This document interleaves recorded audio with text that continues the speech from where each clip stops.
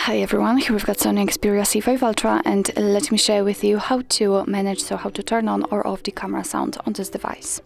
So first of all, let's enter the camera app and let's check if we've got this option turned on or off.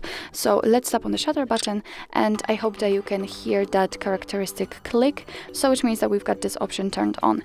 If you want to turn it off, then we have to focus on the settings. Let's tap on it and tap on more.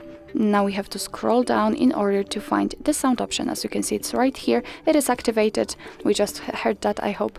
So in order to turn it off, all you have to do is to tap on the switcher like that. And after getting back, you can tap on the shutter button, and trust me, I cannot hear anything. So it means that we just successfully turned off this option.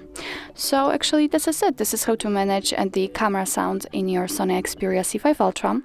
Thank you so much for watching. I hope that this video was helpful, and if it was, please hit the subscribe button and leave the thumbs up.